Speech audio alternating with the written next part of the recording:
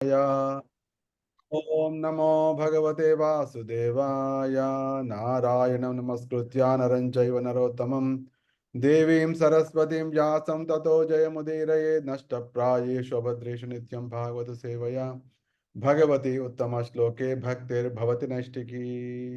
నమ ఓం విష్ణుపాదాయ కృష్ణప్రేష్ఠాయ భూతలే శ్రీమతే భక్తి వేదాంత స్వామినితి నామిని నమస్తే సారస్వతే దేవే గౌరవాణి ప్రచారిణి నిర్విశేష శూన్యవాది పాశ్చాత్య దేశతారిణి. జయ శ్రీ కృష్ణ చైతన్య ప్రభు నిత్యానంద శ్రీ అద్వైత గదాధర శ్రీవాసాది గౌరవ భక్తవృంద. హరే కృష్ణ కృష్ణ కృష్ణ హరే హరే హరే రామ రామ రామ హరే హరే. భాగవత బంధులందరికీ ప్రేమపూర్వకమైన ఆహ్వానం భాగవత శ్రవణానికి. మీ అందరు కూడా భాగవత ప్రియులు. మీ అందరి ఉత్సాహం కారణంగానే నేను భాగవతం చెప్పడానికి అవకాశం లభిస్తోంది. అంతేకాకుండా మహారాష్ట్ర తెలుగు మంచి MTM వారు కూడా మనకి చక్కటి వేదికను ఏర్పాటు చేశారు. దాంతోపాటు స్వర్ణ గారు కూడా మనకు ప్రతి వారం ఎప్పుడు కోరినా కూడా అప్పుడు ఈ ఏర్పాట్లు చేస్తూ ఈ భాగవత కార్యక్రమంలో ఇతోధికంగా పాల్గొంటున్నారు. వారికి కూడా సంపూర్ణ విజయము, సంపూర్ణ శుభము కలగాలని ప్రార్థిస్తున్నాను. ఏకాదశి రాబోతోంది, రేపే వరుధిని ఏకాదశి. ఈ సందర్భంగా కూడా ఏకాదశిని తలుచుకుని మనం భాగవతంలోకి ప్రవేశిద్దాం. మనం ప్రతిసారి చేసినట్టే భాగవత యొక్క మహిమను కొద్దిగా తలుచుకు ముందుకు వెళ్ళాలి. ఎందుకంటే భాగవతం అనేది మనకు ఒక ప్రత్యేకం, మన కలియుగంలో మనకి ఇవ్వబడినటువంటి ప్రత్యేకమైన వరము. అది ప్రభుపాదుల వారి కృప కారణంగా, కృష్ణ కృపామూర్తి అభయచరణ అరవింద భక్తి వేదాంత స్వామి ప్రభుపాదుల వారు, అంతర్జాతీయ కృష్ణ చైతన్య సంఘ సంస్థాపకాచార్యులు, ఆయన అనుగ్రహంతో మనకి భాగవతం ఇవ్వబడింది. ఆయన ప్రతి శ్లోకానికి ప్రతిపదార్థ తాత్పర్య భాష్యాలు రాసిన కారణంగా మనకు దాంట్లో ఉన్నటువంటి రహస్యాలు వింతమవుతున్నాయి. మన భాగ్యం కొద్దీ వాటిని కూడా మనం పదే పదే చర్చించుకునేటువంటి అవకాశం కూడా మనకు లభిస్తుంది. భాగవతం గురించి చెప్పినటువంటి ఒక విషయం ఏమిటంటే, శ్రీమద్ భాగవతం ప్రమాణం అమలం ప్రేమ పుమార్థో మహాన్ అనే ఒక విషయం చెప్పింది. భాగవతం గురించి ఒక గ్రంథం, దాంట్లో చెప్పబడినటువంటి విషయాలు చైతన్య మహాప్రభు ఏమిటి ఏ విషయాన్ని అభిప్రాయపడ్డారంటే, ఏదైతే భాగవతంలో చెప్పబడుతుందో అది జరిగే తీరుతుంది, అదే ప్రమాణం. ఏ విధంగా అయితే మన భారతదేశ కోర్టుల్లో ఒక వ్యక్తి ఏదైనా సాక్ష్యం చెప్పాలంటే లేదా మాట్లాడాలంటే భగవద్గీత మీద చేపెట్టి చెప్పిస్తుంటారు. దాంట్లో ఏమైనా తప్పులు అయినా కావచ్చు, కానీ భగవంతుడు చెప్పినటువంటి భాగవతం, భగవంతుడి గురించి, ఎందుకంటే భాగవతంలో మనకు భగవంతుడు పలికిన పలుకులు లేదా భగవద్భక్తులు పలికిన పలుకులు దాంట్లో స్పష్టంగా కనిపిస్తుంటాయి. శుకదేవి కోసం పలకవచ్చు, నారదముని పలకవచ్చు, లేదా బ్రహ్మదేవుని వారు పలకవచ్చు, లేదా ప్రహ్లాదుడు పలకవచ్చు, లేదా ధ్రువుడు పలకవచ్చు, ఋషభదేవుడు పలకవచ్చు. ఈ విధంగా భగవద్భక్తులు లేదా సాక్షాత్తుగా భగవంతుడు, ఈ విధంగా భాగవతంలో చెప్పబడిన విషయం సర్వదా సత్యమే అయి అలరారుతుంది. అంతేకాకుండా అందుకోసమే అది ప్రమాణం అమలం. కాబట్టి భాగవతంలో ఏదైనా విషయం వచ్చినప్పుడు దాన్ని మనం తూచా తప్పకుండా పాటించడానికి ప్రయత్నించాలి. దానికి ఒక చిన్న ఉదాహరణ మనం చెప్పుకోవచ్చు ఇప్పుడే.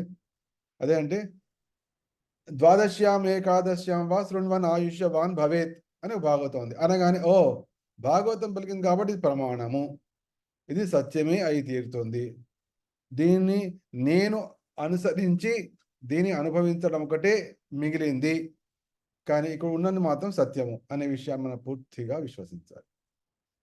నామ సంకీర్తనం యస్య సర్వ పాప ప్రణాశనం దుఃఖ శమనః తం నమామి హరిం పరం. అంటే ఎవరికి నామ సంకీర్తనం యస్య, ఎవరు నామ సంకీర్తనం చేయడం ద్వారా,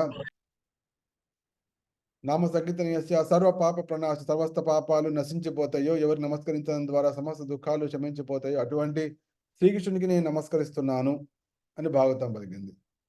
అనగానే అప్పుడు చైతన్య మహాప్రభు చెప్పినటువంటి ఏదైతే అభిప్రాయం ఆయన వెలిబుచ్చారో, శ్రీమద్ భాగవతం ప్రమాణం అమలం, ప్రేమ పుమార్థో మహాన్. భాగవతం చెప్పే మనకు ఏకైక సందేశం ఏమిటంటే, ఉద్దేశం అంటే, మనకు ప్రధానంగా కావాల్సినటువంటి పురుషార్థం ఏమిటంటే ప్రేమ, కృష్ణ ప్రేమ. అది కృష్ణ ప్రేమ అనేది భక్తులందరూ కోరుకోవాలి. కోరుకుంటా అంటే నోటితో అందరూ అంటారు, కానీ నిశ్చయంగా కోరుకోవాల్సింది కృష్ణ ప్రేమ. ఎందుకంటే మనం కృష్ణ యొక్క అంశలం కాబట్టి, అంశమైన వాడు పూర్ణుని సేవించాలి, పూర్ణునికి అంకితమై ఉండాలి, పూర్ణుని ప్రేమించాలి. ఏ విధంగా అయితే కుటుంబంలోని వారు, ఇంట్లో చాలా మంది ఉంటారు, అందరూ కూడా ఆ కుటుంబంలో అంశలు, తండ్రి యొక్క అంశలు కాబట్టి వారు సహజంగానే తండ్రిని ప్రేమిస్తారు, తండ్రితో పాటు కలిసి ఉంటారు, తండ్రితో ఆనందాన్ని పొందాలని ప్రయత్నిస్తుంటారు. ఇదేంటి అంశ యొక్క లక్షణం.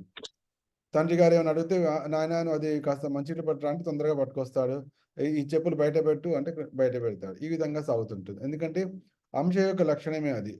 అంశాలందరూ పూర్ణితో పాటు కూడి ఉండాలి. ఇది భాగవతం మనకు తెలియజేస్తున్నటువంటి యథాతరోర్మూల నిశేచనేన. అది ఎప్పుడైతే మన అందరికీ మూలమైనటువంటి, సమస్త లోకాలు కూడా మూలమైనటువంటి శ్రీకృష్ణుని మనం పూజిస్తామో అప్పుడు సంపూర్ణంగా శాంతిని మనం పొందుతాం. అప్పుడు మానవ జన్మ యొక్క లక్ష్యం నెరవేరుతుంది, కృష్ణ ప్రేమ లభిస్తుంది. ఇవాళ నేను భాగవతంలో, ఇవాళ మందిరంలో భాగవత కథ చర్చ చేశాం. నేను దాంట్లో చెప్పమని నన్ను అడగడం జరిగింది. అప్పుడు ఒక చాలా అద్భుతమైనటువంటి పరమానందదాయకమైనటువంటి ఒక సంఘటన వచ్చింది. అంటే ఇవాళ నేను చర్చిస్తున్నాను లెక్చర్. అది మీకు తప్పకుండా చెప్పాలని నాకు అనిపించింది. అందుకోసం అది భాగవత మహిమని చక్కటి అవకాశం వచ్చింది. ఎప్పుడైతే దేవదానవులు కలిసి పని చేయవలసిన సమయం వచ్చింది. ఈ జగత్తు ఎట్లా ఉంటుందంటే, అందరూ భక్తులు ఏమైనా లభించరు. అసలు భక్తులైన వాళ్ళు చాలా అల్ప, లేరు అనడానికి సమానం సరిపోతుంది. అటువంటి మన సాంగత్యం ఉండదు. సపోజ్ ఇప్పుడున్న ఒక 40-50 మంది కలిసి మాట్లాడుకుంటాం, లేదా గుడిలో ఒక 100 మంది, లేదా ఇంకా పెద్ద సభలో అయితే ఒక 2000 మంది, లేదా 10,000 మంది. కానీ ఒక్క కాలనీలోనే కొన్ని లక్షల మంది ఉంటారు, ఒక్కొక్క నోడ్లోని. ఆ విధంగా ఉంటుంది. అటువంటప్పుడు ఈ 100, 200, 500 లేదా 1000, 10,000 అనేది చాలా తక్కువ. కాబట్టి మనకు సహజంగానే అసుర స్వభావాలతోటి ఈ జగత్తులో మనం పని చేయవలసి వస్తుంది. అసుర స్వభావాలతో పని చేస్తున్నప్పుడు ఏ విధంగా ప్రవర్తించాలి అనే విషయాన్ని భగవంతుడు మనకు తెలియజేశాడు. ఇప్పుడు భాగవతంలో చెప్పబడిన విషయం, భగవద్గీతలో చెప్పబడిన విషయం ఏమిటంటే, అది ఆ కాలానికే సరిపోయింది, ఆ కాలానికే పరిమితమైనది కాదు. అది శాశ్వతంగా సర్వదా సర్వమానవాళికి సర్వత్రా అన్వయించేదై ఉంటుంది. ఇది మనం తెలుసుకోవాల్సిన విషయం. కాబట్టి భాగవతంలో చెప్పబడింది అంటే అది ప్రమాణము, అదే స్టాండర్డు, అది జరిగే తీరుతుంది, అది పాటించిన వాడికి శుభం కలుగుతుంది అనే విషయం కాకుండా, అది సర్వత్రా అప్లికబుల్, అన్వయించి కూడా ఉంటుంది. అయితే భగవంతుడు ఏం చెప్పాడంటే, ఎప్పుడైతే భక్తులై ఉంటారంటే, మీరున్నారు భక్తులు, అసురులతో ఎట్లా కలిసి పనిచేయ తప్పదు. అయితే ఎప్పుడైతే మీరు కలిసి పనిచేస్తారో వాళ్ళతో, అంటే కలిసి పనిచేయాలంటే ఇద్దరు ప్రేమతో అని కాదు, వాళ్ళతో కూడి పనిచేయాల్సి వస్తుంటుంది. వాళ్ళకి సాంగత్యం ఇవ్వాలి తప్ప వారిని సాంగత్యం తీసుకోకూడదు. అటువంటి పరిస్థితుల్లో దైవీ స్వభావం కలిగినటువంటి భక్తులకి సర్వదా ఆ కార్యఫలం లభిస్తుంది, కానీ అసురులకు మాత్రం లభించదు.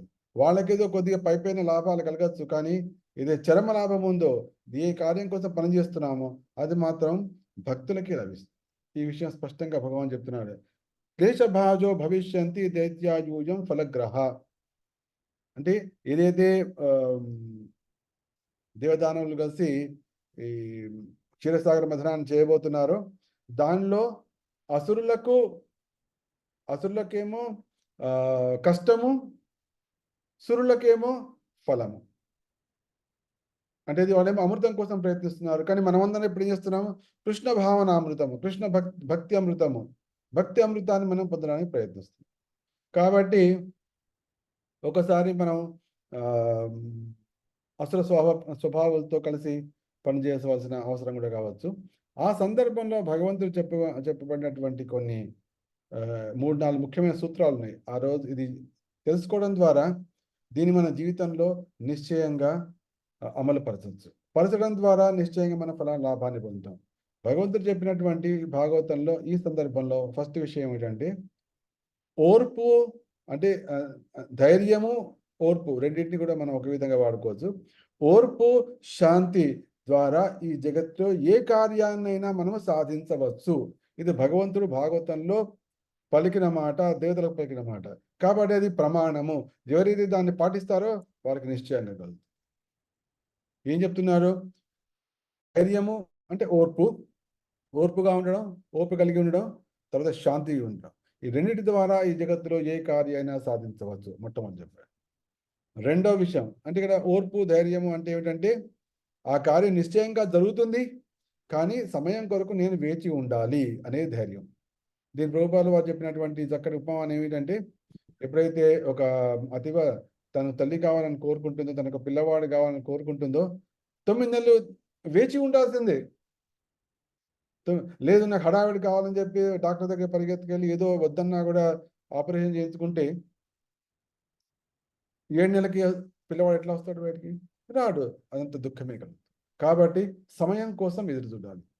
దాన్ని ధైర్యం అంటే ధైర్యం, ఓపిక బట్టి ఓర్పు, 2 శాంతి. ఈ 2 కలిగిన వాడికి ఈ జగత్తులో ఏ కార్యమైనా సాధించబడుతుంది ఫస్ట్.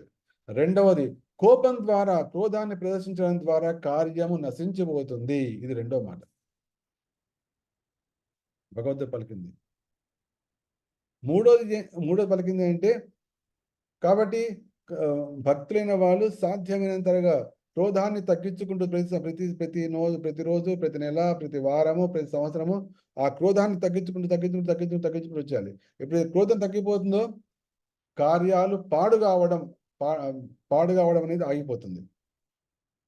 కార్యాలన్నీ కూడా సఫలమే అవుతాయి. ఏది కూడా మధ్యలో ఆగిపోవడం ఇటువంటిది మాత్రం ఇది భాగవతం నుంచి మన భగవంతుడి ద్వారా నేర్చుకోవాల్సింది. ప్రమాణం అమలం. కాబట్టి ఏకాదశి సందర్భంగా మనం ఈ విషయాలు నేర్చుకుందాం. ఏదైనా కూడా భగవంతుడు స్పష్టంగా పలికాడు ఇక్కడ వాళ్ళ దేవతలతోటి. ఏమిటంటే ఓర్పుతోటి, శాంతితోటి కార్యం చేసినప్పుడు ఏ పనైనా కూడా ఈ జగత్తులో సిద్ధిస్తుంది. కాబట్టి అంటే మీరు అనొచ్చు, ప్రభుజీ అక్కడంటే సాక్షాత్తుగా భగవంతుడు కనిపిస్తున్నాడు, భగవంతుడు చెప్పాడు కాబట్టి వాళ్ళకి ధైర్యం ఉండొచ్చు. మరి మనకెట్లా? మన ముందు భగవంతుడు లేడే అని మనం అనవచ్చు. భగవంతుడు డెఫినెట్ మన ముందున్నాడు. ఆ విషయం కూడా మనం కాసేపటి తర్వాత చర్చించుకుందాం. అయితే కృష్ణుడు ఏమన్నాడు భగవద్గీతలో? వేదాహం సమతీతాని వర్తమానాని చార్జున భవిష్యాన్ని చభూతాని మాంతు వేతన కష్టన. వైష్ణవాంగ్రి ప్రభుకి కృష్ణ ప్రాప్తి ఎప్పుడు కలుగుతుంది? ఏ జన్మలో కలుగుతుంది? ఏ విషయము? గడిచిన జన్మలో వైష్ణవ ప్రభు ఎవరు? ఏ రూపంలో ఉండేవాడు? ఏ జన్మ ఉంటుంది? ఈ విషయాలన్నీ తెలిసిన ఒకే ఒక వ్యక్తి, అదే పరమ పురుషుడు కృష్ణుడు. భూతకాలం అంటే జరిగిపోయిన కాలము తెలుసు, జరుగుతున్న కాలము తెలుసు, జరగబోయే కాలం గురించి కూడా తెలుసు. అంటే ఏంటి? శ్రీకృష్ణుడు మన గురించినటువంటి సంపూర్ణమైన వివరాలను కలిగి ఉన్నాడు. మనం కృష్ణ ప్రాప్తిని ఎప్పుడు పొందుతాము? కృష్ణుని ఎప్పుడు కలుసుకుంటాము? ఎప్పుడు గోలోకం వెళ్తాము? ఈ జన్మలోనా, వచ్చే జన్మలోనా, 100 జన్మల తర్వాతనా? అది కృష్ణుడికి తెలుసు. మనం అనుకున్న కార్యం మనం ఎప్పుడు సాధిస్తాము? అది ఎవరు తెలుసు? కృష్ణుడికి తెలుసు. అయితే కృష్ణుడికి తెలుసు అన్న విషయం మనకు తెలిసి ఉండాలి. ఇది విషయం. కృష్ణుడికి తెలుసు అనే విషయం కృష్ణుడే చెప్పాడు. కానీ మనం విన్నదాన్ని మర్చిపోతాం. దాన్ని ఎప్పటికి గుర్తుంచుకోం. ఎవరినో వాళ్ళని వీళ్ళని మాట్లాడాలనుకుంటాం. ఎందుకంటే భాగవతంలో పలికింది ప్రమాణము. భగవద్గీతలో శ్రీకృష్ణుడు స్వయంగా పలికాడు. అది కూడా ప్రమాణం. నాకు అన్నీ తెలుసు అన్నాడు. అన్ని తెలుసు అని చెప్పి ఏమంటున్నాడు? భవిష్యత్తు తెలుసు, వర్తమానం తెలుసు, భూతకాలం కూడా తెలుసు. అర్జునుడికి అదే చూపించాడు. అర్జున, నీకు అనేక జన్మలు గడిచినాయి, నాకు కూడా గడిచినాయి, కానీ నీకు గుర్తులేవు, నాకు మాత్రం గుర్తున్నాయి అని కృష్ణుడు అన్నాడు. తర్వాత ద్రోణంచ భీష్మంచ జయద్రథంచ, ద్రోణుని, భీష్ముని, అర్జునుని, ద్రోణుని, భీష్ముని, కర్ణుని, జయద్రథుని, ఇటువంటి యోధులందరినీ నేను ఆల్రెడీ చంపేశాను. జహిమావ్యధిష్ట యుద్ధస్థ జేతాసి రణే సపత్నాన్. కాబట్టి యుద్ధం చేసి శత్రువులందరినీ ఓడించి రాజ్యాన్ని సాధించు అంటే భవిష్యత్తు కూడా చెప్పేశారు అక్కడ. కాబట్టి కృష్ణుడికి నా భవిష్యత్తు తెలుసు అని మనం తెలుసుకోవడమే తక్షణ కర్తవ్యం. తెలుసు కాబట్టి నా మనసులో ఏముందో తెలుసు, నాకు ఏది లభించబోతుందో తెలుసు. అది లభిస్తుందో లేదో అని నేను చింతపడితే నాకు చిన్న లాభం ఏముంది? నేను నా భక్తిని పెంచుకోవాలి, నేను నా సాధనని పెంచుకోవాలి, నేను నా ఆశ్రయతత్వాన్ని నేను పెంచుకోవాలి, కృష్ణుడికి సేవను పెంచుకోవాలి, కృష్ణుడికి అవన్నీ తెలుసు అనే సంగతాన్ని ఇంకా దృఢపరచుకోవాలి. ఇదే నేను చేయవలసిన పని. దీన్నే ధైర్యము అంటారు. ఎప్పుడైతే ఈ ధైర్యాన్ని మనం పొందుతామో అప్పుడు మనం శాంతిగా ఉంటాం. అప్పుడు అది నిర్ణయించబడిన సమయానికల్లా అది నెరవేరుతుంది. ఇది మనం తెలుసుకోవాలి. ఎందుకంటే ఇది భాగవతంలో చెప్పబడింది. ఇది భగవద్గీతలో కృష్ణ పలుకుతున్నాడు. తర్వాత కృష్ణ ఏమన్నా అంటే నెక్స్ట్ మన ఇది ఈ మూడు ముఖ్యమైన విషయాలని శ్రీకృష్ణ తెలియజేశాడు. కాబట్టి ఈ ఏకాదశి సందర్భంగా అందరము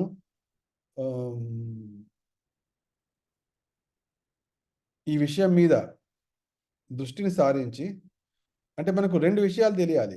దీని ఒక చివరికి మళ్ళీ ఒకసారి రిపీట్ చేయాలి. 2 విషయాలు తెలియాలి. మనకు ఏది కావాలో అది మనకు స్పష్టంగా తెలిసి ఉండాలి. ఇమీడియట్గా మనకు కొన్ని అవసరాలు ఉండొచ్చు, కానీ చివరగా మనకు కావాల్సింది ఏమిటి? ప్రేమ పుమార్తో మహాన్. శ్రీకృష్ణుని యొక్క ప్రేమయే నేను కోరుకుంటున్నాను, శ్రీకృష్ణు యొక్క ప్రేమనే నేను కోరుకుంటున్నాను అనే విషయం మనకు స్పష్టంగా ఉండాలి. శ్రీకృష్ణుడికి ఈ విషయం తెలుసు కాబట్టి నాకు లభిస్తుంది, ఎప్పుడు లభించబోతుంది కృష్ణుడు కూడా తెలుసు అనే విషయం కూడా మనకు తెలిసి ఉండాలి. ఇది వస్తే ఇంకేముంది? సంపూర్ణ శాంతి.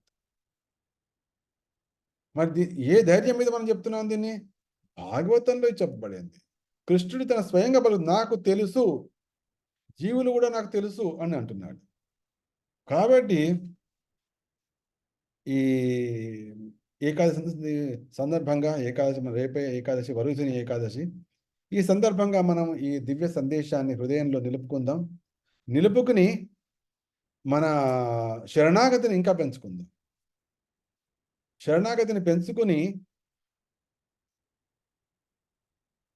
2 విషయాలు నిరంతరము చింతన చేస్తుందాం. ఇప్పుడు మనం చేసేది చింత కావచ్చు, మనం చింతపడుతూ ఉండొచ్చు ఒక విషయం గురించి.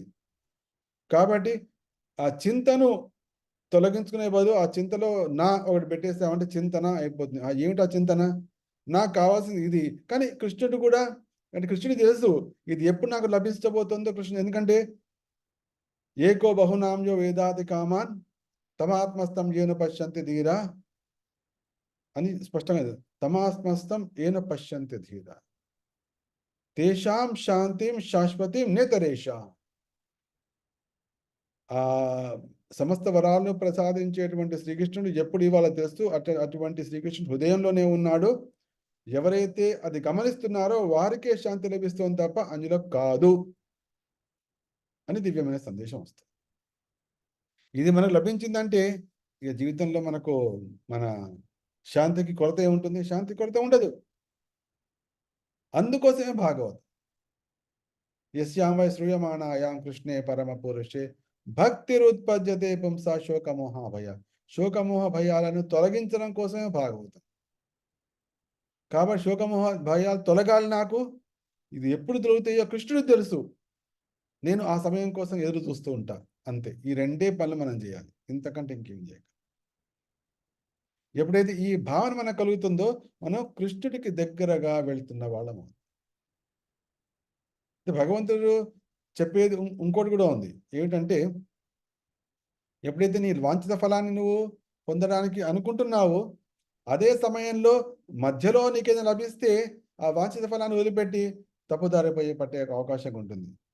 కాబట్టి అంటే కృష్ణుడు ఏమన్నా అంటే క్షీరసాగర సమయంలో మీరైతే ఈ దివ్య కార్యాన్ని మొదలుపెట్టారు, కానీ మొట్టమొదటి వచ్చేది గుర్తుంచుకోండి ఏమొస్తుంది అంటే విషం వస్తుంది.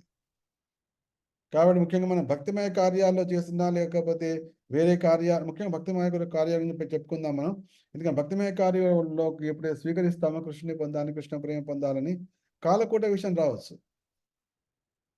కాలకూట విషయం రావచ్చు. కానీ కృష్ణుడు ఏమంటే భయపడద్దు. అది వస్తుంది ఎట్లాగూ, కానీ భయపడద్దు. ఎందుకంటే కృష్ణుడు తెలుసు ఏ కార్యంలో ఏం జరగబోతోంది. కాబట్టి కృష్ణ నువ్వు ఉన్నావు, నీకన్నీ తెలుసు అని ధైర్యంతో మనం ఉండి ముందుకు సాగాలి. అదే విషయాన్ని మనం గత కొన్ని వారాలు ఇది నేను సంక్షిప్తంగా చెప్పాను, స్పష్టంగా చెప్పాను. అయితే ఈ విషయంలో కృష్ణుడికి దగ్గరగా చేరే ఉపదేశాలు అనేవి ఉన్నాయి. ఆ కృష్ణుడి ఉపదేశాల్లో మనం గత వారం కూడా లాస్ట్ వరకు మనం వచ్చేసాం. అయితే దీనిలో కృష్ణుడికి దగ్గరగా చేరాలి, కృష్ణుని పొందాలి అని అన్న ఈ విషయంలో భక్తుడు ఏ విధంగా ప్రార్థిస్తాడంటే, కృష్ణ నేను నీ కొరకు చేసిన, అంటే ఇది ఉపనిషత్తులో చెప్పండి మాట. కృష్ణ నేను నీ కొరకు చేసినటువంటి సమస్త కార్యాలను గుర్తుపెట్టుకో ఒకసారి అని ప్రార్థిస్తుంది. ఉపనిషత్తు ఈ విధంగా చెప్పింది. అయితే ప్రభుపాలు ఏమనంటే, ఆ విధంగా మనం గుర్తు పెట్టుకోకపోయినా, ఆ విధంగా గుర్తు చేయకపోయినా భగవంతుడికి మాత్రం అన్ని గుర్తుంటాయి, కృష్ణుడికి మాత్రం అన్ని గుర్తుంటాయి. ఈ విషయాన్ని మనం గుర్తుంచుకోవాలి. అంటే ఏంటి? ఎప్పుడైతే మనం కృష్ణుని కొరకు అటువంటి దివ్యమైన కార్యాలు చేస్తామో అప్పుడే అవి మనకు గుర్తొస్తుంటాయి. అవి మనకు గుర్తొస్తున్నాయి అంటే కృష్ణుని గుర్తున్నట్టే. ముఖ్యంగా ఈ విషయంలో భక్తినాథ్ ఠాకూర్ కూడా ఒక విషయం చెప్పారు. ఏంటంటే, మనిషికి జీవితంలో 2 కార్యాలు ఉంటాయి. ఆ 2 కార్యాలు కూడా సమాంతర రేఖలుగా సాగుతుంటాయి. సామాన్యుడ మనిషికి ఒకటే ఉంటుంది, ఒకటే మార్గం. ఏమిటంటే జీవికను సంపాదించడం, డబ్బును సంపాదించడం, భోగించడం. దట్స్ ఆల్, ఒకటే మార్గం. కానీ ఆధ్యాత్మిక రంగంలో ఉన్న వాళ్ళకి 2 ఉంటాయి. ఒకటేమో జీవికను సంపాదించడం వాళ్ళు కూడా అవసరమే, కానీ దాంతోపాటు కృష్ణ ప్రేమను ఏ విధంగా పొందాలి అనేది అది సమాంతర రేఖలుగా సాగుతుంది. అంటే ఎంతటి మహానుభావుడైనా ఎవరైనా కూడా వాళ్ళు మాత్రం తమ జీవితం సంపాదించుకోవాలి, దాంతోపాటుగా వారు కృష్ణ ప్రేమ పొందడానికి ప్రయత్నిస్తుంటారు. ఈ సమాంతర రేఖలు సాగుతుంటే అయితే కొంతకాలానికి సంపత్తులు పొందాలి లేదా జీవితం సంపాదించాలి అనే విషయాన్ని వారు తగ్గించి వేసి, ఎందుకంటే అప్పుడు ఇంకా అవసరమే ఉండదు, అంతవరకు వచ్చేసి సంపూర్ణంగా అంటే 100% కృష్ణ ప్రేమ ప్రాప్తి కోసమే వారు ప్రయత్నిస్తూ ఉంటారు. ఆ దివ్యమైన సమయం కోసమే అందరి యొక్క ఆలోచన. అంటే ఏంటి? జీవికం సంపాదించడం అనేది లౌకికత్వానికైతే, కృష్ణ ప్రేమ పొందడం అనేది ఆధ్యాత్మికం. కాబట్టి ఒక్కోసారి భక్తుల సాధకుల జీవితంలో లౌకికత్వం కొద్దిగా కనిపించినా కూడా దాన్ని మనం ఎక్కువగా పట్టించుకోవద్దు. దాన్ని పట్టించుకోకుండా వారు కూడా మొత్తానికి ఏదో ఒక రకంగా ఏదో ఒక స్థానంలో కృష్ణుని పొందాలనే ఉన్నారు. ఇప్పుడు 100 కిలోమీటర్ల దూరంలో ఉన్నటువంటి ఒక స్థానానికి కొంతమంది చివరి వరకు చేరిపోయి ఉండొచ్చు, కొంతమంది ప్రయాణిస్తుండొచ్చు, కొంతమంది మధ్యలో ఉండొచ్చు, కొంతమంది చివరికి వరకు వచ్చేస్తుండొచ్చు, వివిధ రకాల. కానీ ఆ రోడ్డు మీద ఉన్నవారు, ఆ రహదారిలో ఉన్నవారు ఏదో ఒక నాటికి గమ్యాన్ని చేరుకుంటారు. కాబట్టి భక్తిలో వచ్చిన వాళ్ళని చూసి మనం వారిలో కొద్దిగా లౌకికత్వం కనిపించినా కూడా దాన్ని మనం దోషంగా భావించకూడదు. వాళ్ళు కృష్ణుడికి దగ్గరికి వైపే వెళ్తున్నారు అని అనుకోవాలి. కానీ కృష్ణుడికి చెప్పగలిగినటువంటి ఈ భావనలో మనం కృష్ణుని కోసం సేవ చేస్తుండాలి, కృష్ణ యొక్క కర్మల్లో చేస్తుండాలి. తర్వాత చివరిగా ఈ మంత్రం చెప్తోంది ఏంటంటే, ఉపనిషత్ మంత్రం, భగవంతుడు ప్రార్థిస్తూ, భగవంతుడికి సమస్తము తెలుసు కాబట్టి హే భగవంత, నేను నిన్ను చేరే మార్గంలో, నేను నిన్ను చేరే ప్రయాణంలో దోషాలు ఏమైనా ఉంటే, పాపాలు ఏమైనా ఉంటే వాటిని తొలగించు. అదేవిధంగా అవరోధాలు ఏమైనా ఉంటే వాటిని కూడా తొలగించు. అవరోధం లేకుండా నేను నిన్ను చేరే విధంగా, నీ సాన్నిధ్యంలో వచ్చే విధంగా, నీ దగ్గరలోకి వచ్చే విధంగా నన్ను అనుగ్రహించు అని చెప్పి ఈ ఉపనిషత్తు మంత్రం పలుకుతుంది. కాబట్టి భక్తులు సర్వదా హృదయంలోనే పరమాత్మ రూపంలో ఉంటాడు. కాబట్టి భక్తుల హృదయంలో ఉన్నటువంటి మాటను భగవంతుడు గమనిస్తాడు. ఈ విషయం మనం గుర్తుంచుకోవాలి. అంతేకాకుండా ఎప్పుడు ఏ విధంగా ఇవ్వాలో ఆ విషయం కూడా కృష్ణుడికి స్పష్టంగా తెలుసు. మనం చేయవలసింది ఒకటే, ఏమిటంటే మన లక్ష్యాన్ని నుంచి దూరం పోకుండా జాగ్రత్త పడాలి. ఎందుకంటే సామాన్యులకు ఎక్కువ దీని ప్రభావం కాకపోయినా ప్రచారకులకు వీరికి ఈ ప్రభావం ఎక్కువ పడింది. ఎందుకంటే వాళ్ళు ప్రచారం చేస్తుంటారు. ఆ ప్రచారం చేసినప్పటికల్లా ఏమవుతుంది, వందలాది మంది వచ్చి దండాలు పెడుతుంటారు, వందలాది మంది సాక్ష్యం దండాలు ప్రయోగిస్తుంటారు, లేదా వాళ్ళకి దానం ఇస్తుంటారు, ధనాలు ఇస్తుంటారు, ధన కనక వస్తు వాహనాదులు, తర్వాత కాంతామణులు, వీళ్ళందరూ మణులు కాంతామణులు ఈ రెండు కూడా వాళ్ళు తెలియజేస్తుంటారు. అప్పుడు ఆ కృష్ణ ప్రేమ అనేది మెల్లగా పక్కకు పోయే అవకాశం. అంటే కృష్ణ భక్తిలో ఈ అవాంతర ఫలితాలు లభిస్తుంటాయి. ఈ అవాంతర ఫలితాల వలన మనిషి భోగంలోకి వెళ్ళే అవకాశం ఉంటుంది. కాబట్టి నిరంతరము మన లక్ష్యాన్ని హృదయంలో పెట్టుకోవాలి. కృష్ణుడు నా లక్ష్యం ఎప్పుడు సిద్ధించబోతుందో కృష్ణుడికి చక్కగా తెలుసు. ఈ మాట కూడా పలుకుతూ ఉండాలి. నా లక్ష్యం అంటే ఇది, నా లక్ష్యం ఎప్పుడు నెరవేరుతుందో కృష్ణుడికి తెలుసు. నా పూర్వజన్మ గురించి కూడా కృష్ణుడికి తెలుసు. ఇప్పుడు నా హృదయంలో ఏం జరుగుతుందో అది కూడా కృష్ణుడికి తెలుసు. ఈ విధంగా తెలుసుకున్నవాడు పరమ భాగ్యవంతుడు. That's all. ఈ స్థితి కనుక మనం రాగలిగితే, ఈ విధంగా కృష్ణుడితో మనం పలకగలిగితే, మనల్ని మించినటువంటి ధన్యాత్ముడు, మనల్ని మించినటువంటి అదృష్ట భావుడు ఈ జగత్తులోనే ఉంటాడు. ఈ తర్వాత భగవంతుడు దాంట్లో విష్ణు భగవానుడు దేవతలు చెప్పినటువంటి ఇంకొక సందేశం ఏమిటంటే, భగవత్ ప్రాప్తిలో కొన్ని అవాంతర ఫలితాలు కలుగుతుంటాయి. ఈ అవాంతర ఫలితాలు ఏమిటంటే, అవాంతర ఫలితం అంటే ఎగ్జాంపుల్, ఉదాహరణకి మనం మన ఇంటి నుండి ఒక జగన్నాథ రథయాత్ర కోసం వెళ్తున్నాం. గుళ్ళో ఉంది, అదొక 5-6 కిలోమీటర్ దూరంలో ఉంది. జగన్నాథ రథయాత్రకు వెళ్తున్నాం. అయితే అందరు భక్తులందరూ ఒక బస్సులో వెళ్తున్నారు. అయితే ఆ బస్సు మిస్ అయిపోయింది. ఆ బస్సు మిస్ కావడం సరే, లేకపోతే వాళ్ళతో ఎందుకు సెపరేట్గా కార్లో వెళ్తాను అనుకున్నాడు. ఆ కార్లో కూర్చున్నాడు అందరు వెళ్ళిపోయిన తర్వాత. కొంత దూరం వెళ్ళగానే ఇంకొక తెలిసిన వ్యక్తి కనిపించాడు. ప్రభుజీ ఎటు వెళ్తున్నారు అంటే, ఇట్లా వెళ్తున్నాను గుడికి, ఇట్లా రథయాత్ర. ఒక 2 నిమిషాలు రండి, మీకు చాలా కాలంతో కనిపించారు, మీ అడుగు మోపి మా ఇంటిని పావనం చేయండి. ఒక్కటే నిమిషం, ఒకే ఒక్క నిమిషం. ఆ ఒక్క నిమిషం కాస్త 2 గంటలు అయిపోతుంది. ఎందుకు? లోపల తీసుకెళ్ళాడు, చక్కగా ఒక పెద్ద సోఫాలో కూర్చోబెట్టాడు, మంచి మాటలు పలికాడు. ప్రభుజీ ఇది ఎట్లాగో సమయమే కదా, ప్రసాదం తినండి, అది అందులో మీకు చాలా ఇష్టమైనటువంటి వాళ్ళ దోశలు అవన్నీ చేస్తున్నాము అనగానే నాకు ఓకే అని. అది అవాంతర ఫలం. అవాంతర ఫలం అంటాడు. నేను వెళ్ళి జగన్నాథ ప్రసాదం తీసుకోవాలి, ఇక్కడ కూడా మొత్తం నైవేద్యం పెట్టామండి కృష్ణుడికి, కాబట్టి దీని కృష్ణ ప్రసాదమే. అవును కదా, కరెక్టే కదా అనిపిస్తుంది. ఈ విధంగా అసలు విషయం ఏదైతే ముఖ్యమైనది ఉందో ఆ ముఖ్యమైన దాన్ని బయటకు వచ్చింది. ఇవన్నీ మొత్తాన్ని పూర్తి అయ్యేటప్పటికి ఎంత అయింది? 2 గంటలు దాటిపోయింది. వెళ్ళేటప్పటికల్లా ఏమైంది, అక్కడ రథయాత్ర మొదలైపోయింది. గుళ్ళోంచి రథం ఆల్రెడీ కదిలిపోయింది. ఇక్కడ భక్తులందరూ కలిసి కీర్తన చేశారు, తర్వాత అందరూ కలిసి ప్రసాదం తీసుకున్నారు. అక్కడ జగన్నాథ ప్రసాదం మిస్ అయింది. భక్తులందరితో కలిసి మొట్టమొదటిసారి రథం లాగడం అది కూడా మిస్ అయిపోయింది. అక్కడ అందరు హారతి ఇస్తున్న అది కూడా మిస్ అయిపోయింది. ఎందుకు మిస్ అయింది? ఎందుకంటే మధ్యలో వచ్చినటువంటి అవాంతర ఫలము. కాబట్టి భక్తులైన వాళ్ళు ఈ అవాంతర ఫలాల గురించి చాలా సావధానులై ఉండాలి. ఈ విషయాన్ని మనకు ఈ భరత మహారాజు కథ కూడా చెప్తారు. అంటే కొంతమంది అంటుంటారు, అవునండి ఇప్పుడు కృష్ణానుగ్రహం వలన మనకు మంచి అదేంటి కారో ఏదో ఇల్లు లభించింది అనుకోండి, లేకపోతే మంచి గౌరవం లభిస్తుంది, అది కృష్ణ ప్రసాదంగా తీసుకోవచ్చు కదా అని ఎవరైనా అనుకోవచ్చు. అది మంచిదే, కానీ ఇది కృష్ణానుగ్రహం వల్ల నాకు లభించింది అని ప్రతి క్షణం అనుకోగలవా? ఇది కృష్ణానుగ్రహం వల్ల నేను పొందాను అని ప్రతి క్షణము నువ్వు పలకగలవా? ఆ పలికిన విధంగానే నువ్వు దాని మీద ఎటువంటి స్వామ్యము లేకుండా అదొక ప్రసాద రూపంలో తీసుకోగలవా? ఇవన్నీ కూడా ఎస్ అయితే తీసుకో.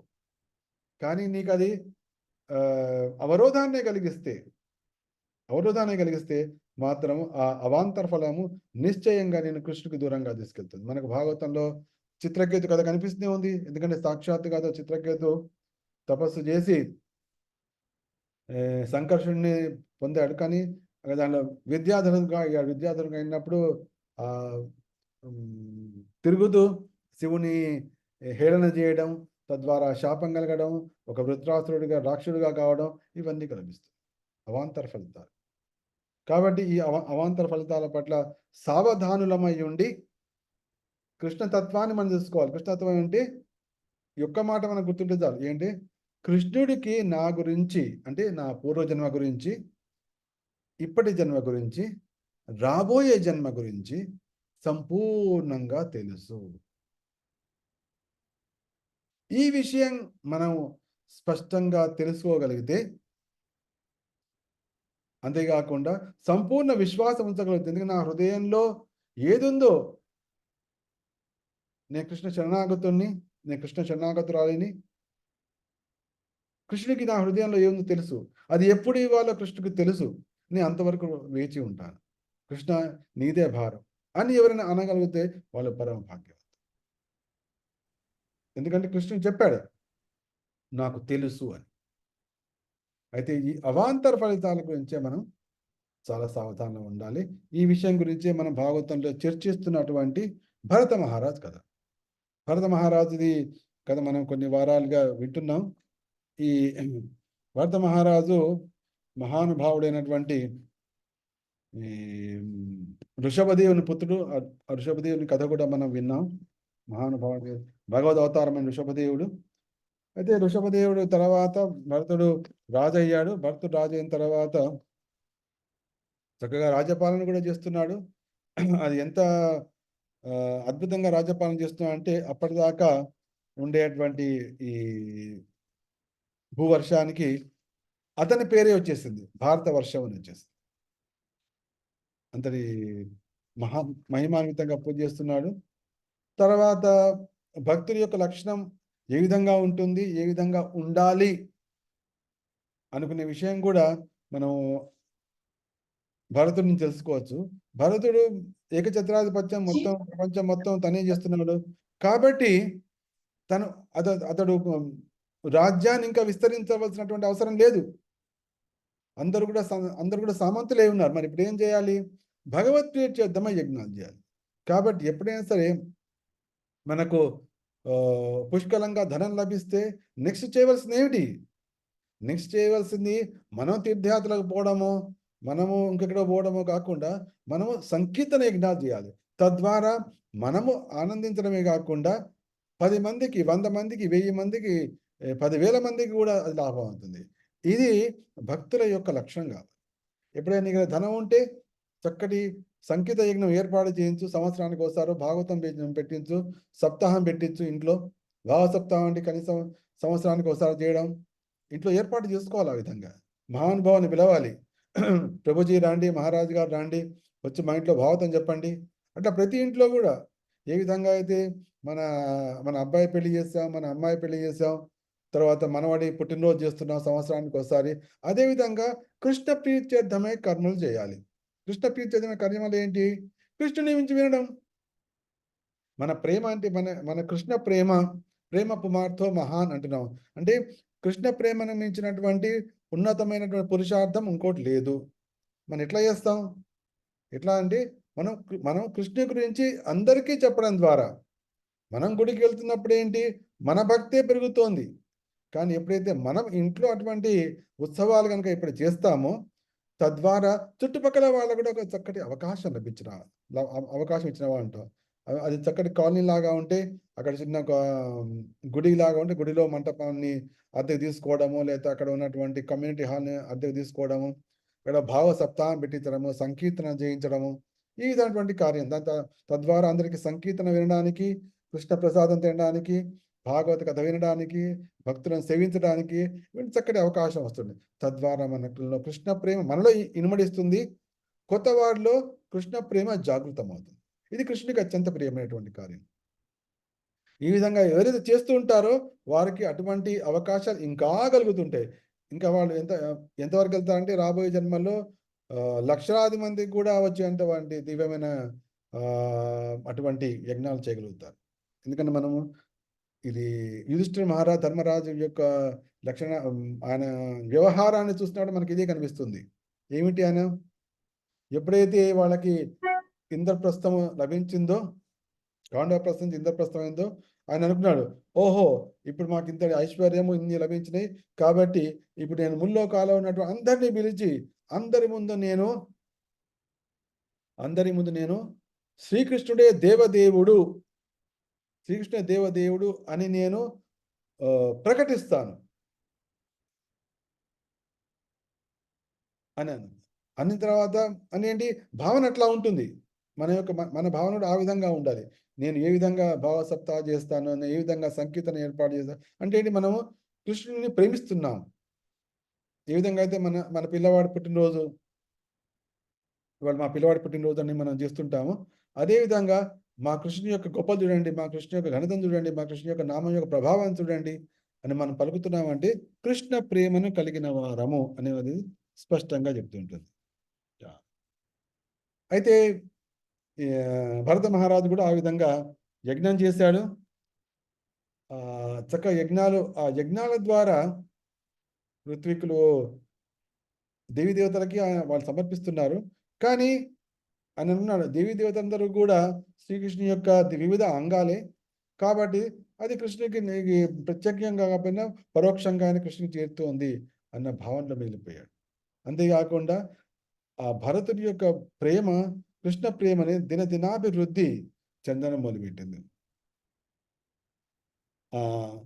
ఇట్లా ఈ విధంగా చాలా కాలం భాగవతం చెప్పిన దాని ప్రకారం ఆయన అంటే ఏవం వర్షాయుత సహస్ర, అట్లా విధంగా ప్రార్థానుసారం 1,000,000 సంవత్సరాల కాలం ఆ విధంగా రాజుగా చేసిన తర్వాత గృహస్థాశ్రమాన్ని విరమించి తర్వాత రాజ్యాన్ని తన పుత్రులకు పంచి ఇచ్చి పితృత్వమైందని పితృగృహాన్ని వీడి హరిద్వారం దగ్గర వెళ్ళాడు. హరిద్వారం యత్ర హా వావ భగవాన్ హరిరద్యాపి తత్రత్యానాం నిజ జనానాం వాత్సల్యేన సన్నిధాప్యత ఇచ్చారూపేణ అని శివదేవ గోస్వామి పలుకుతున్నారు. హరిద్వారం దగ్గర వెళ్ళాడు. ఆ హరిద్వారం దగ్గర భగవంతుడు అందరికి కూడా వాళ్ళ ఇచ్ఛాన్ రూపంలో ప్రకటమవుతుంటాడు. దేనివల్ల? వాత్సల్యేన, నిజ జనాన వాత్సల్యేన. ఎందుకంటే భక్తులకి ఏ విధంగా ఉంటుంది, తమకు ఇష్టమైన రూపంలో భగవంతుని పూజించాలి. భగవంతుని నామం వాళ్ళకు చెప్పాలనిపిస్తుంది, భగవన్ నామాన్ని పలకాలనిపిస్తుంది, భగవంతుని సేవించాలనిపిస్తుంటుంది వాళ్ళకి. భగవంతుడు అప్పుడు వాత్సల్యంతో వాళ్ళ దగ్గరికి అర్చా విగ్రహ రూపంలో వెళ్తుంటాడు. అని నువ్వు అనుకుంటావు, నేను వెళ్ళి ఇక్కడ బృందావనంలో కృష్ణుని లడ్డు గోపాలు తెచ్చుకున్నానండి అంట. నువ్వు తెచ్చుకోలేదు. నీకు ఎప్పుడైతే ఆ కృష్ణ ప్రేమ కలుగుతుందో, నాకు ప్రేమైన వాడు కృష్ణుడు కాబట్టి కృష్ణుని పూజించాలి, కృష్ణుని సేవించాలి, చక్కగా పెట్టాలి అన్నప్పుడు ఆ వాత్సల్యంతో కృష్ణుడు నీ దగ్గరకు వస్తాడు. అప్పుడు నీకు ఆ సంకల్పం కలుగుతుంది, ఓహో నేను బృందావనంకి వెళ్ళాలి, చక్కగా ఒక కృష్ణుని తీసుకోవాలి, అక్కడ ఉన్న భక్తులు ఉంటే ఆ భక్తుల యొక్క చేతుల ద్వారా తీసుకోవాలి, అక్కడ యమున అనేది స్నానం చేసి తీసుకురావాలి, దాంతోపాటు డ్రెస్సులు కూడా తీసుకోవాలి.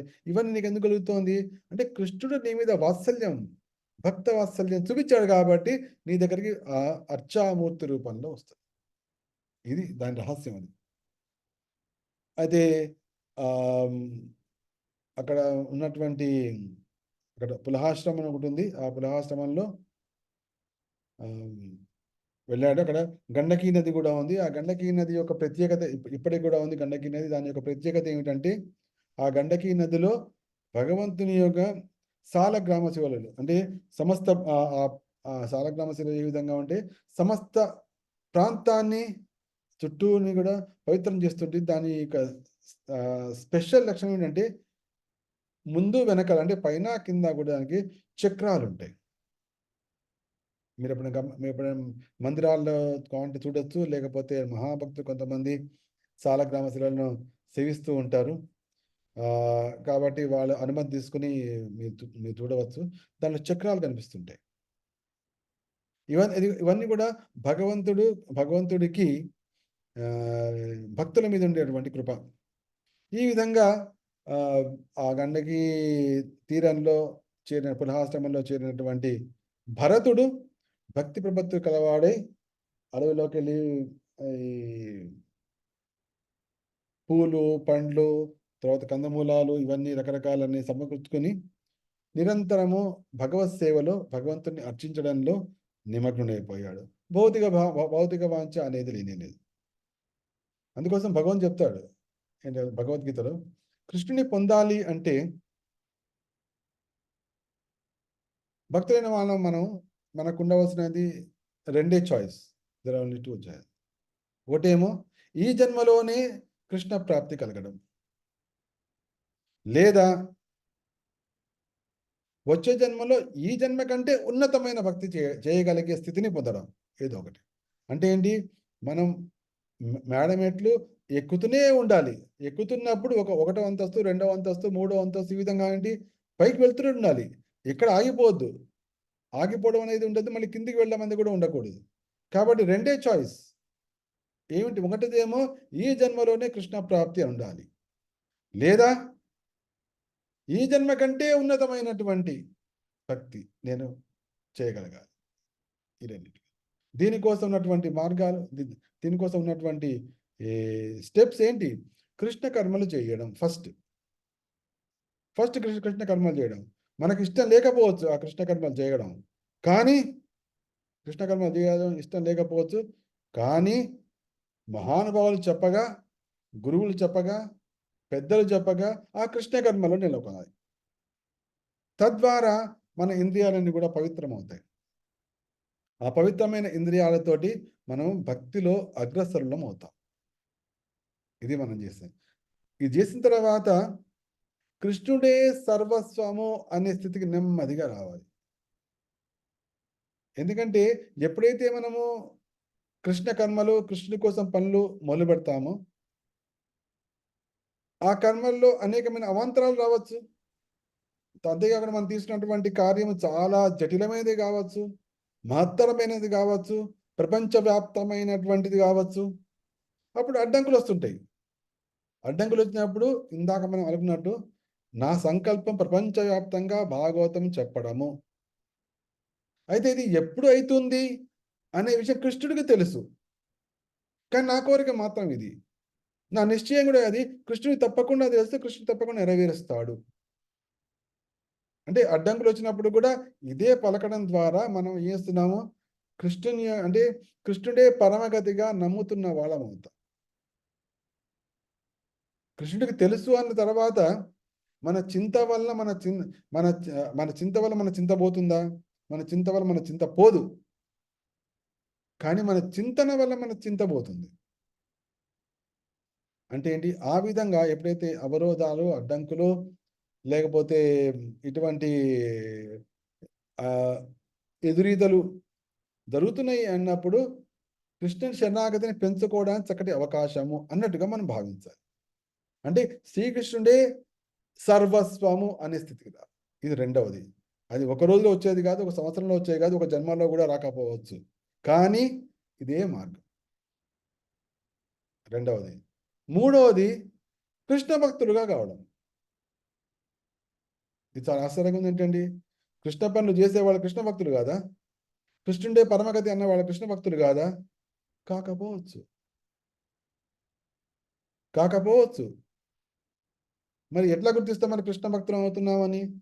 అంటే ఎప్పుడైతే మనం కర్మలు చేస్తున్నామో, కృష్ణ కర్మలు చేస్తున్నామో, అది మన ఇష్టంతో చేయట్లేదు. ఇంకోరు మన మీద రుద్దుతున్నారు. నువ్వు చేయాల్సిందే అని గురువుగారు చెప్పారు, నువ్వు చేయాల్సిందే అని అన్నయ్య చెప్పాడు, నువ్వు చేయాల్సిందే అని నాన్న చెప్తున్నాడు. మొత్తాన్ని చేస్తున్నాం. కానీ కృష్ణ భక్తులుగా నిజంగా అయిన తర్వాత ఎప్పుడైతే మనం ఆ కృష్ణ కర్మలు చేయగా తర్వాత కృష్ణే పరమగతిగా నమ్మగా తర్వాత కృష్ణ భక్తులు. ఆ కృష్ణ భక్తులు అయిన తర్వాత కృష్ణుడు చెప్పిన విధంగా పనులు చేయడం మొదలు పెడతాం. అప్పుడు అది రహస్యం. అంటే ఏంటి, లోపల నుంచే కృష్ణుడు చెప్తుంటాడు, ఇప్పుడు ఇది చేయి, ఇప్పుడు వెళ్ళి ఈ పని చేసేసేయి, ఈ విధంగా మొదలుపెట్టు, టకటక అది చేస్తుంటాడు. అంతకుముందు ఏమో బయట నుంచి వచ్చింది, ఇప్పుడు లోపల నుంచి కృష్ణుడు చెప్తున్నాడు. అది కృష్ణ అంటే కృష్ణ ప్రీతి చేద్దామే, కృష్ణ ప్రేమతో అది చేస్తున్నాం. తర్వాత ఎప్పుడైతే కృష్ణ యొక్క కర్మలు చేస్తున్నామో, తర్వాత కృష్ణే పరమగతిగా నమ్మాము, తర్వాత కృష్ణ భక్తులుగా అయ్యాము, తద్వారా ఏమొస్తుంది, అన్ని పనులు అయిపోతున్నాయి, టకటక పనులు అయిపోతున్నాయి. ఏది అనుకుంటే అయిపోతుంది. అందరూ వస్తున్నారు, దండాలు పెడుతున్నారు, అందరూ వస్తున్నారు, పెద్ద పెద్ద భవంతులు, మేడలు, తర్వాత కృష్ణ కార్యక్రమాలు చక్కగా సాగిపోతున్నాయి అన్ని. అప్పుడు వస్తుంది అసలు గొడవ. ఎందుకంటే ఇదంతా నేనే చేశాను, ఇదన్నిటికీ స్వామ్యము నాదే అని అక్కడ వస్తుంది. కృష్ణ ఏమన్నా అంటే, అది కాదు, ఇక్కడ దాకా వచ్చావు బాగానే ఉంది, దాని తర్వాతే అసలు విషయం ఏమిటది అంటే, దాని మీద స్వామ్యం లేకపోవడము. ఎందుకంటే నా అనుగ్రహంలో వచ్చింది, నువ్వు నాకు పూర్తిగా శరణాగతుడు అయ్యావు కాబట్టి వచ్చింది, నేను నీకు ఇచ్చాను కాబట్టి అది వచ్చింది. కాబట్టి ఇది నేర్చింది కాబట్టి అది నువ్వు నాది అని ఎట్లా అనుకుంటావు, నేను సాధించాను ఎట్లా అనుకుంటావు. కాబట్టి నీకు దాని మీద సాంగత్యం ఉండకూడదు. నువ్వు దాన్ని వాడుకో, కానీ దాని మీద సాంగత్యం ఉండదు. దాన్ని నువ్వు చక్కగా వాడుకుని ఇంకా ప్రచారం చేయి, తర్వాత వైష్ణవులు సేవించు, విని చేయి, నాకు అబ్జెక్షన్, కానీ నేనే చేశాను మాత్రం అనుకో.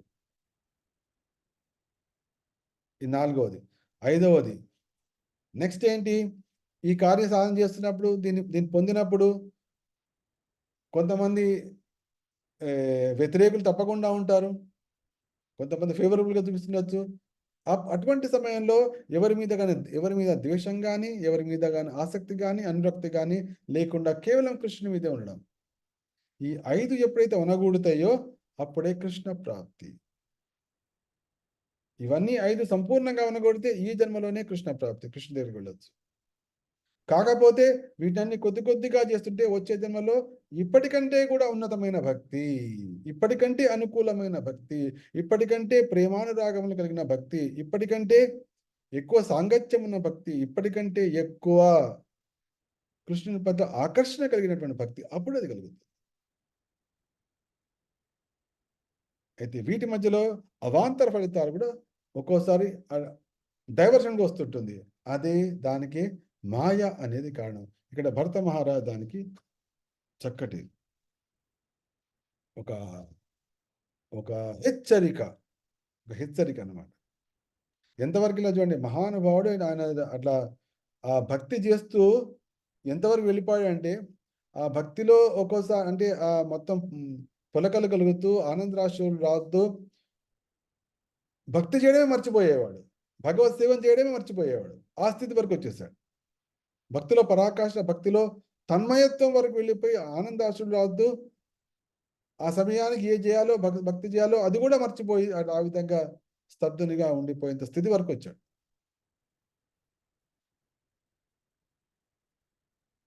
ఆ విధంగా సమయం జరుగుతుండగా ఒకరోజు ఆ విధంగానే ఆయన గండకీ నది తీరంలో, ఎందుకంటే ఇక్కడ నది ఉంటుందో ఆ నది ఒడ్డున కూర్చుంటే చక్కటి ఆ నది శబ్దం చక్కగా ఉంటుంది. ఎందుకంటే ఎటువంటి సిటీలో అంటే మనకు శబ్దాలు ఎక్కువ వినిపించవు, కానీ అడవి లాంటి చోట్ల మొత్తం నిశ్శబ్దం ఉన్నప్పుడు అక్కడ సెలయేళ్ళు ప్రవహించిన, నది ప్రవహించిన ఆ జల శబ్దం మనకు స్పష్టంగా వినిపిస్తుంది. దానిలో ఎటువంటి సందేహం లేదు. అందుకోసం ప్రశాంతంగా అక్కడ కూర్చుని చేస్తున్నాడు. చేస్తున్న సమయంలో హఠాత్తుగా ఆయన దృష్టి ఒక జింక మీద పడింది, నల్ల జింక. ఆ నల్ల జింక ఏం చేస్తోంది, నల్ల జింక వచ్చి ఆ నది ఒడ్డున నీళ్లు తాగుతా. జింకకు అసలే భయం, అది ప్రశాంతంగా ఉండదు, ఎందుకో అటు ఇటు చూస్తుంటుంది. జింక కళ్ళు అటు ఇటు అంటే ఎప్పుడు చాలా భీరు భయంతో ఉంటుంది. అందుకోసం అది నీళ్ళు ఇట్లా మాట అటు ఇటు చూడడం తాగడం, అటు ఇటు చూడడం తాగడం, అటు ఇటు చూడడం చూస్తున్నాడు భరతుడు. ఇంతలో హఠాత్తుగా అసలే దానికి భయం, అటు ఇటు ఇంతలో సింహగర్జన వినిపించింది. సింహగర్జన వినిపించేటప్పటికీ అది అసలే సింహగర్జన అంటే దాని పేరే సింహగర్జన. ఆ సింహగర్జన అనేటప్పటికీ దానికి తోచలేదు, అది ఏమనుకుంది అంటే నదినే దాటుదాం అనుకుంది. అంటే సింహగర్జన వినిపించండి వెనక నుంచో ఎక్కడో ఉండే ఉంటుంది అని దానికి ఊహ అనుకుంది. వెనక ఎక్కడో ఉంది అనుకుంది. అనుకుని నదిని దుంకెళ్ళిపోదాం ఏదో దానికి ఆలోచన వచ్చింది. హఠాత్తుగా దుంకేటప్పటికల్లా దానికి గర్భస్రావం అయింది. గర్భస్రావం దాని అది గర్భిణి, ఆ నల్ల జింక. దాని గర్భంలోంచి ఒక జింక పిల్ల దాని ప్రసవం అయిపోయింది. ఇమీడియట్గా ప్రసవం అయిపోయి నీళ్ళలో పడింది. అది తర్వాత దుంకి నీళ్ళలో ఈదుకుంటూ వెళ్ళిపోయింది. దానికి తెలుసు దాని గర్భస్రావం అయిపోయింది అని తెలుసు. కానీ దాన్ని సింహం ఉందని భయం ఉంది కదా, కాబట్టి ముందుకు వెళ్ళిపోయి ఒడ్డుకి వెళ్ళిపోయి ఒక కొండ గుహలోకి వెళ్ళి దుఃఖంతో అక్కడెక్కడే ప్రాణం విడిచిపెట్టేసింది. ఎందుకంటే ఒకవైపు గర్భస్రావం అయిపోయింది, ఆ పిల్ల బతికిందో బతకలేదో తెలీదు, తను ఇప్పుడు ఆ పిల్ల లేకుండా ఉండలేదు. కాబట్టి ఆ భయంతో ఆ బాధతోటి అది అక్కడే వదిలిపెట్టేసింది. అక్కడ ఆయన చూస్తున్నాడు. ఆయన చూసి సడన్లీ ఆయన హృదయంలో ఒక కారుణ్య భావం వచ్చింది. కారుణ్య భావం వచ్చి వెంటనే వెళ్ళి ఆ జింక పిల్లని చేతిలో తీసుకుంది. అప్పుడే పుట్టింది, ఇళ్లలో కొట్టుకోబోతోంది. సరే ఆయన చేతిలో తీసుకోవాలని ఒక భావనగా, అయ్యి దీన్ని ఎట్లనే వదిలిపెడతాను, ఇంత పసికందుని ఇక్కడ వదిలిపెడితే ఏ తోడేలో వచ్చి ఒక్క క్షణంలో తినేస్తుంది దీని తల్లి కూడా లేదు వచ్చింది భావన వచ్చేసి. అంటే ఏంటి, ఆత్మస్థితి నుంచి భగవంతుని సేవించాలనే స్థితి, భగవత్ ప్రేమాస్థితి నుంచి దేనికి వచ్చాడంటే ఒక జీవుని యొక్క శరీరాన్ని కాపాడాలనే స్థితికి వచ్చాడు. అంటే ఏంటి, చేసుకోవడానికి కూడా పడుకోగలరా ఒక 5 నిమిషాల తర్వాత. సో ఈ విధంగా భరతుడికి కలిగినటువంటి భావన అది ఆధ్యాత్మిక స్థితి నుండి భౌతిక జగత్తుకు పతనం చెందడానికి ఆరంభంగా అయింది. అందుకోసమే మనం ఇదే కథల్లో ఒక చోట మన నాభి మహారాజు చర్చలో అనుకున్నాం. నాభి మహారాజు చర్చలో ఏమనంటే మోక్షగామి అయిన వ్యక్తికి ఉండే లక్షణాల్లో ఒక లక్షణం ఏమిటంటే, ఏ విధంగా అతను జీవితాన్ని కొనసాగిస్తాడు అంటే మళ్ళీ జన్మలు కలగకుండా ఉండే విధంగా జీవితాన్ని కొనసాగిస్తాడు. మళ్ళీ జన్మలు వచ్చే అవకాశమే ఉండదు. ఆ విధంగా జీవనాన్ని కొనసాగిస్తాడు. అటువంటి వ్యక్తి మోక్షానికి అర్హుడు. కానీ ఇక్కడ కొన్ని కారణాల వల్ల, అది భగవత్ ప్రేరణే కావచ్చు, ఆ సంగతి మనకు తెలియదు. కానీ ఇక్కడ మాత్రం కలిగిన విషయం ఏంటంటే అక్కడ జీవకారుణ్యము అనే పాయింట్ వచ్చేసింది. దాంతో భక్తి, ఆధ్యాత్మిక శక్తి, భగవత్ ప్రాప్తి అనే విషయం అక్కడ కుంటుపడిపోయింది. ఇంటికి తెచ్చుకుని ఎంతవరకు వచ్చాడంటే భరతుడికి తెలిసింది ఈ జింక పిల్ల పెరగడం వల్ల, ఆ జింక పిల్ల వచ్చినప్పటి నుంచి తన భక్తి తగ్గింది అనే విషయం తెలిసినా కూడా అతడు ఏమనుకుంటున్నా అంటే శరణాగతుడైన వాడిని రక్షించడానికి మనిషి తనకు అత్యంత ముఖ్యమైనటువంటి కార్యాన్ని, ప్రయోజనాన్ని కూడా విడిచిపెట్టవలసి ఉంటుంది. అంటే ఇది మాయా ప్రభావం ఆ విధంగా వస్తుంది. అది ఎప్పుడైతే ఆ మాయలో పూర్తిగా మునిగిపోయి పతనం చెందుతాడో అప్పుడే వాళ్ళకు జరిగిపోయిన విషయం తెలుస్తుంది తప్ప ఆ మాయ ప్రభావితం ఉన్న సమయంలో మాత్రం కాదు. దీనికి ఒక చక్కటి కథ కూడా వస్తుంది. ఎప్పుడైతే నహుషుడు అనే ఒక చంద్రవంశ రాజు ఉండేవాడు. ఆ చంద్రవంశ రాజు నహుషుడు ఒకసారి ఇంద్రునిగా కావాల్సింది, ఎందుకంటే ఇంద్రుడు అక్కడి నుంచి పదవిచ్చి తిన్నప్పుడు ఇంద్రుడుగా అయ్యాడు. ఆ విధంగా ఇంద్రుడుగా అయితే, ఇంద్రుడు అంటే రాజు, అదే సురులందరికీ రాజు, దేవతలందరికీ రాజు. కాబట్టి ఏం చేశాడు, గర్వితుడైపోయి ఏం చేశాడంటే తన పల్లకీని మోయడానికి రాజర్షులను, బ్రహ్మర్షులను, ఎవరైతే మహర్షులు ఉన్నారో వాళ్ళని నియోగించాడు. అంతేకాకుండా దాంట్లో అగస్త్యముని కూడా ఉన్నాడు. ఆ అగస్త్యముని కాలితో తన్నాడు. సరిగ్గా మోయి అని చెప్పడం, కాలితో కూడా తన్నాడు. వెంటనే ఆయన కోపంలో చూసి నువ్వు ఇంత హీనుడిగా ప్రవర్తిస్తున్నావు కాబట్టి వెంటనే అజగరం అయిపో, ఒక కొండ చెరువులాగా అయిపో అని శాపం పెడితే అక్కడి స్వర్గం నుంచి నేల మీద పడ్డాడు డైరెక్ట్ వచ్చి. ఆ సమయంలో ఆ మాయా ప్రభావంతో, ధన ప్రభావంతో వాళ్ళకి తెలీదు. పతనం చెందిన తర్వాత వాళ్ళకి బుద్ధి వస్తుంది. కాబట్టి ఎప్పుడైనా కూడా సాధు గురు శాస్త్ర, సాధా గురు గురు శాస్త్ర. అందుకోసమే ఇక్కడ భరత మహారాజ్ ఏ కారణం వల్ల ఒంటరిగా వచ్చేసాడు. అది భగవత్ ప్రేరితం అయిందో ఏం తెలియదు, కానీ భాగవతంలో ఈ విషయం వచ్చింది. తద్వారా అందరికీ సందేశం అందుతోంది. కాబట్టి ఎవరు కూడా మాయకు అతీతులు కారు. చాలా అతి అల్పంగా ఉండేటువంటి తప్ప మిగతా అందరూ కూడా సిద్ధంగా ఉంది. ఈ విధంగా అతడు అయితే ఎప్పుడైతే ఆ నహుషుడు పల్లకీలోంచి నేరుగా కింద పడ్డాడు, ఒక అజగరంలాగా వెళ్ళి ఒక కొండ గుహలో, అది ఎంత పెద్ద అజగరం అంటే ఆ గుహ మొత్తం నిండిపోయింది, అంత పెద్దగా ఉండేది. ఎప్పుడైతే పాండవులు వచ్చారో, అరణ్యవాసానికి వచ్చారో, గంధమాదన పర్వతం దగ్గర వచ్చిన తర్వాత ఒకరోజు అనుకోకుండా భీముడు ఆ గుహలో ప్రవేశించడం, ఆ కొండ చిలువ గట్టిగా భీముని పట్టేసుకుంది, మొత్తం చుట్టేసింది. భీముడు దాని నుంచి బయటపడలేకపోయాడు. అప్పుడు ధర్మరాజు వెళ్ళి, ఇట్లా భీముని పట్టినావేంటి, నేను మా తమ్ముడు, అట్లా చేయొద్దు, ఇతని బదులు నీకు వేరే ఆహారం ఇస్తా, వీడిని విడిచిపెట్టు అన్నాడు. అప్పుడు ఆ పామంది, నేను పూర్వము ఒక నహుషుణ్ణి, నేను పతనం చెందాను ఈ విధంగా, ఇప్పుడు అనుకోకుండా ఈ ఆహారం లభించింది, దీనికి మించిన ఆహారం ఇంకేముంటుంది, కాబట్టి భీముడికి బదులుగా వేరే ఆహారం నాకు వద్దు, కానీ నువ్వు కనుక కొన్ని ప్రశ్నలకు సమాధానం చెప్పగలిగితే నీ తమ్ముడిని వదిలిపెడతా అన్నాడు. ఆ విధంగా కొన్ని ప్రశ్నలు అడగడం, సమాధానాలు చెప్పడం జరిగింది.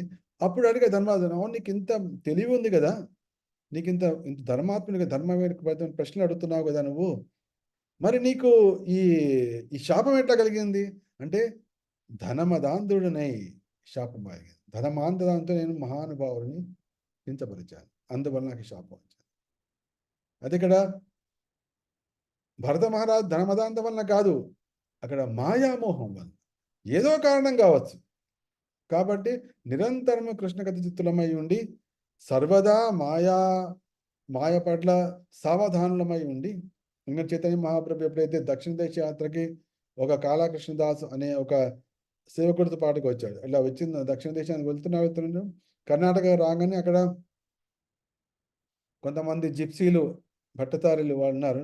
వాళ్ళు వెంటనే ఈ యంగ్ బ్రాహ్మణుని పట్టుకుని వాళ్ళ దగ్గర లాక్కుపోయారు. అంటే కొంతమంది ఆడవాళ్ళని ఎరజూపి వాళ్ళ గ్రూప్ మెచ్చుకోవడం లాక్కెళ్ళిపోయారు. చైతన్య మహాప్రభు ఏమిటి నా వెంట వచ్చిన వాడు ఎడిపోయాడు అంటే, వాళ్ళు ఆడవాళ్ళకు ఆకర్షిత వెళ్ళిపోయాడు వాళ్ళ వెంట, కొండజాతి వాళ్ళవాడు. మహాప్రభు వెంటనే పరిగెత్తుకుంటే వాళ్ళ జుట్టు పట్టుకొని వెనక్కి లాక్కొచ్చారు. మహాప్రభు పక్కన ఉన్నవాడే ఇట్లా మాయ అతివల లోల పడితే ఈ ప్రస్తుత కాలంలో ఎవరి పరిస్థితి ఏ విధంగా ఉంటుంది. కాబట్టి సదా సావధానచిత్తులై సర్వదా కృష్ణునికి శరణాగతమే. కృష్ణ, నా రాబోయే జన్మ ఏమిటో నీకు తెలుసు, పూర్వ జన్మలు ఏమిటో తెలుసు, ఇప్పుడు జరుగుతున్నది ఏమిటో తెలుసు, కాబట్టి సర్వదా నన్ను నీ సంరక్షణలో నిలిపి, నేను నేరుగా ఎటువంటి అవరోధాలు లేకుండా నిన్ను చేరుకునే విధంగా నన్ను అనుగ్రహించని ఉపనిషత్తులు పలికినట్టుగా మనం నిరంతరము పలుకుతూ ఉండాలి, భక్తుల సాంగత్యంలో ఉండాలి, భాగవతాన్ని వినే ప్రయత్నం చేయాలి. భాగవతంలో విశ్వాసాన్ని పెంచుకోవాలి. ముఖ్యంగా విశ్వాసం. శ్రీమద్ భాగవతం ప్రమాణమమలం. భాగవతం మీద విశ్వాసాన్ని పెంచుకోవాలి. భాగవతం విశ్వాసం అంటే మనల్ని మించిన భాగ్యవంతునికి ఎవరు ఉంటారా? ఎవరు ఉండరు. అది మన తక్షణ. శ్రీమద్ భాగవతం గ్రంథరాజ్ కీ జయ, శ్రీల ప్రభుపాద కీ జయ. హరే కృష్ణ. హరే కృష్ణ ప్రభు, ప్రణామాలు. జయ హరే. అందరు బాగున్నారు కదా?